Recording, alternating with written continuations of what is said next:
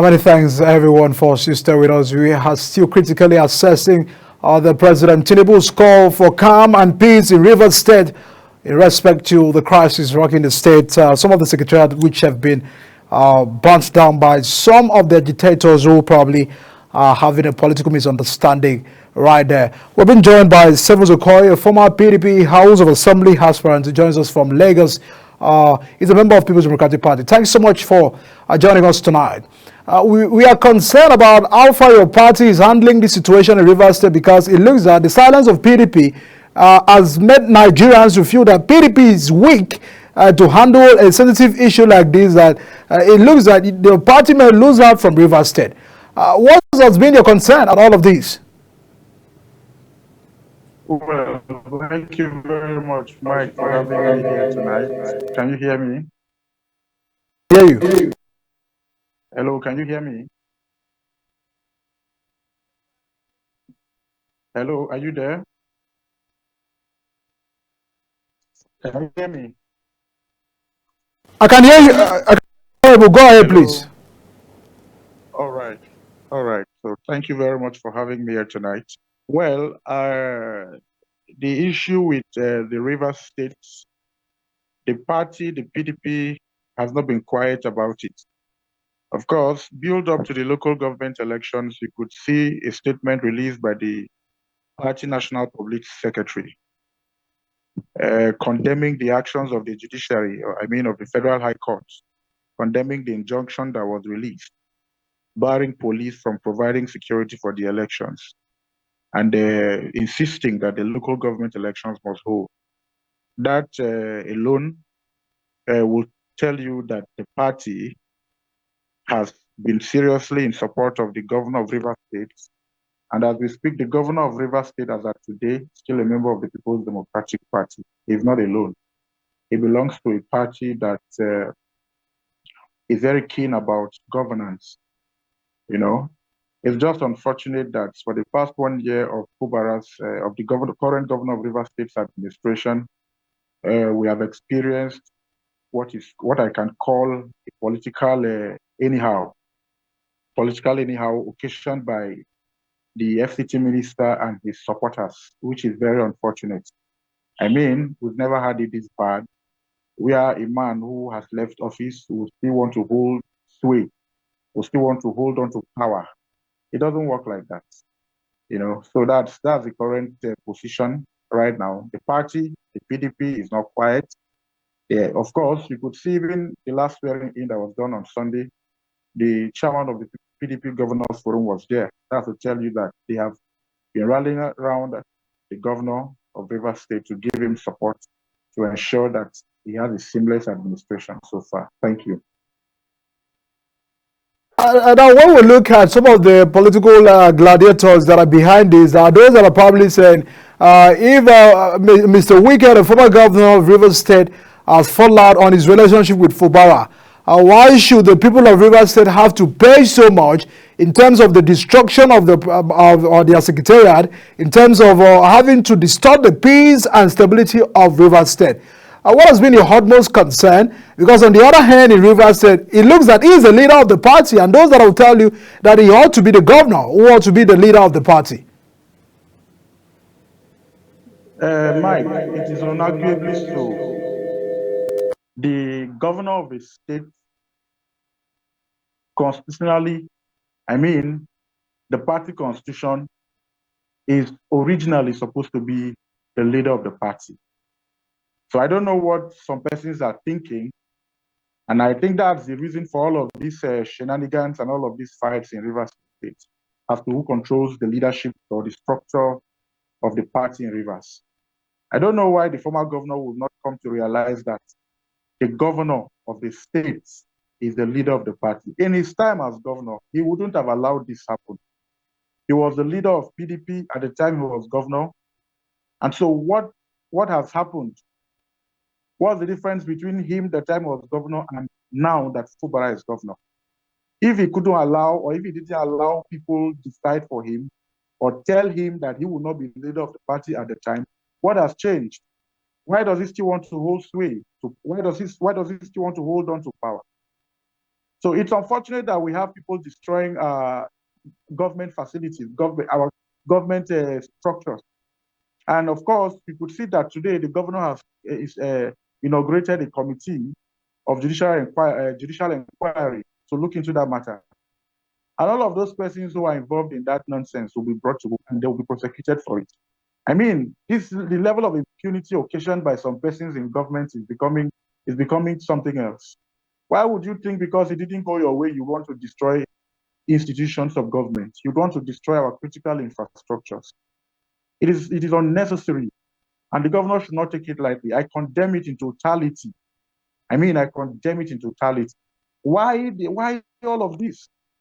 Why won't you allow the young man lead the people of River State? For God's sake, the governor of River State, is holding the mandate of the people. The boy you knew many years ago, the boy that served under your administration as your accountant or whatsoever, is no longer the boy today. He is now the governor of your state. So the earlier the FCT minister realizes this, the better for him. And let him allow him, give him peace, allow him run the state as it should be, so that everybody in River State will enjoy the peace. Yeah. Many of us have businesses and have activities running in River State. So if all of these things happen, there's tension everywhere. How will these businesses move on? So Mike is quite unfortunate. And I think Mr. President needs to act swiftly and prevail on his minister because it's becoming uncalled for. So that's what it is. Thank you. Yesterday, the president had condemned the acts following the outbreak of the violence in three council secretariat. Do you feel that the president's statement is not reassuring enough, and that those are probably saying, call the minister to order? But the statement of the presidency was as if he was calling on the governor to rather go to court and not resort for self-help. What's your concern about the inclusion of the presidency in all of this? I'm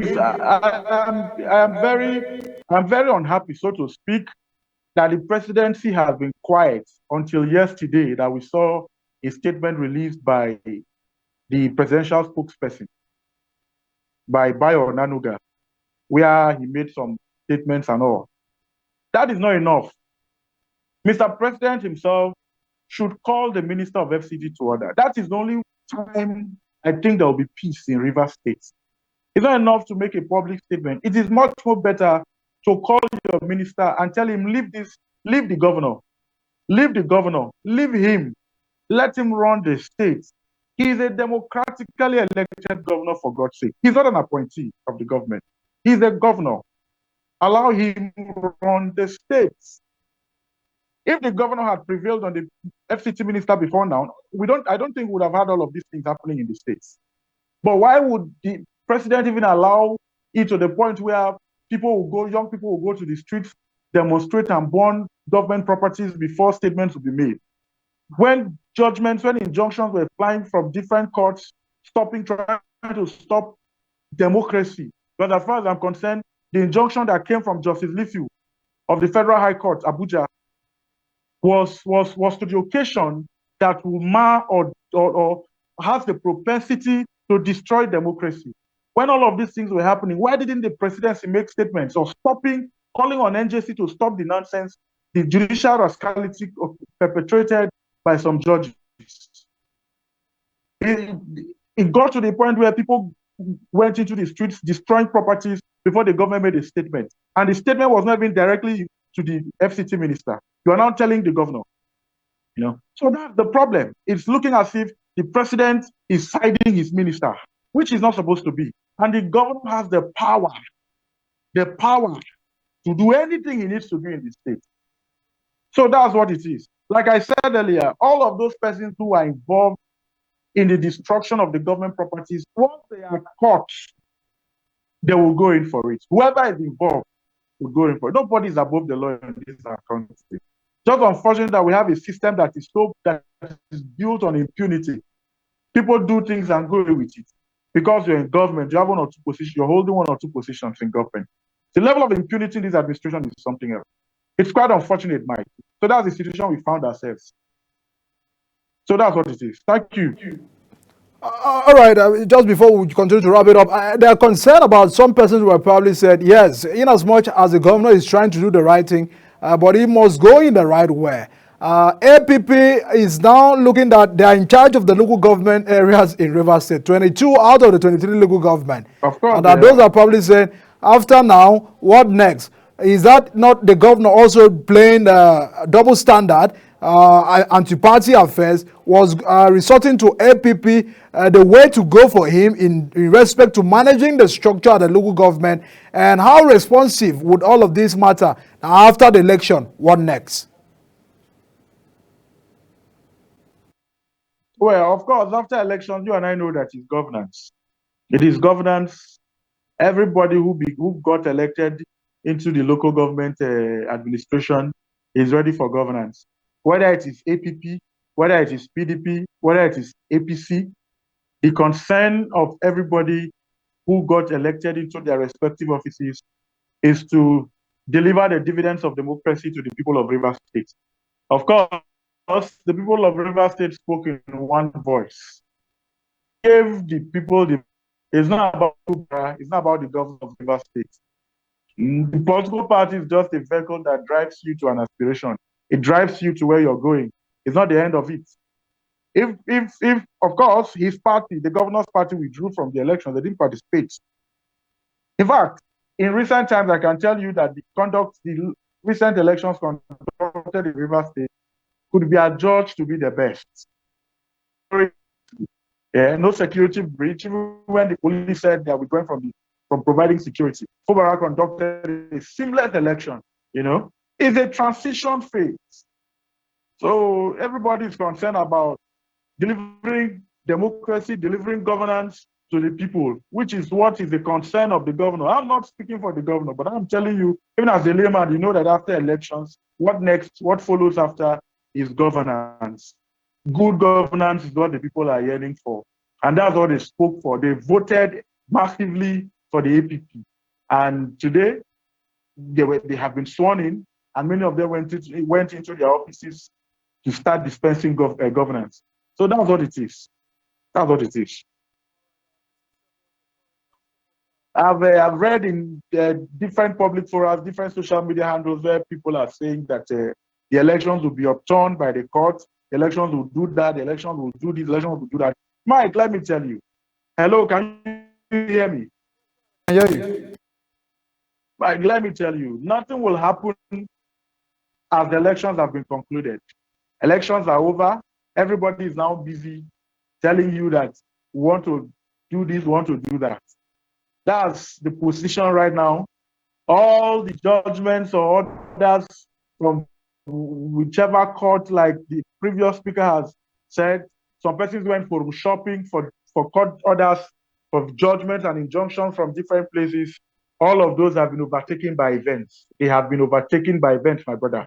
It is governance now that the people are yearning for. And the people of Rivers State spoke in one voice. They all came out and voted massively for APP. And today, Rivers State has local government chairman. So whoever is aggrieved, just like Mr. President has said, can go to court and ventilate anger in court. But whether it's to court, election, it has been done. Thank you very much. To Several Okoye, former PDP House of Assembly aspirant, thanks so much for joining us from Lagos and sparing some of your time with us this evening on the program. We appreciate it. Thank you for having me once again.